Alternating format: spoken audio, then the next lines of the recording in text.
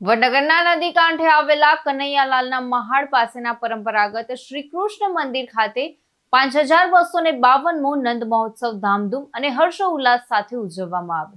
દર વર્ષે પરંપરાગત મંદિર ખાતે ઉજવણી કરવામાં આવે છે, જેમાં ભગવાન શ્રી કૃષ્ણની આરતી, હિંડોળા આરતી તેમજ મટકી ફોડ માટે ઉજવણી કરવામાં આવે છે, જેમાં ભક્તો ખૂબ જ ઉત્સાહ સાથે આ લાભ લેતા હોય છે. તો આ વર્ષે પણ લોકોએ ખૂબ ઉત્સાહ સાથે ઉજવણીમાં ભાગ લીધો હતો.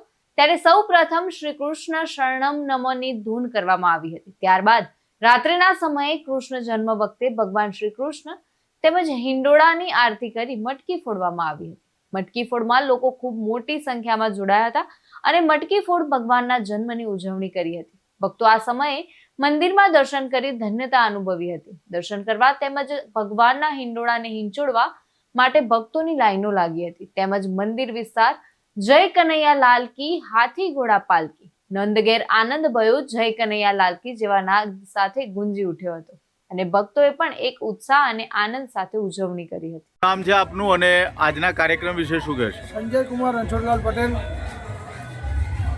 કનૈયાના મંદિરે 56 વર્ષથી એક સતત જન્માષ્ટમી 7 દિવસ ધૂન ચાલુ રહે છે. ધૂન પત્યા પછી આઠમના દિવસ રાત્રે 12 વાગે નંદ ઉત્સવનો કાર્યક્રમ થતો હોય છે, જેની અંદર આ વર્ષે 7 દિવસ અમારી સપ્તાહ બેઠેલી છે. 7 દિવસની અંદર સાંજ સવાર દરરોજ 2 ટાઈમ આરતી થાય. સાતમના દિવસે 51 આરતીનો પણ અમારો કાર્યક્રમ થતો હોય છે.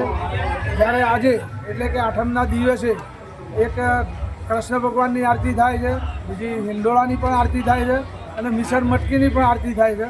અને એના પછી નંદ ઉત્સવમાં જય ઘોષ સાથે આનંદથી, ઉત્સાહથી બધા જ ભગવાન શ્રી કૃષ્ણની જય ઘોષ સાથે આનંદથી નંદ ઉત્સવ ઉજવીએ છીએ. કેટલા આ મંદિર કેટલું જૂનું માનવામાં આવે છે? મંદિર તો લગભગ અમારા બાપ દાદા વખતનું જૂનું મંદિર છે.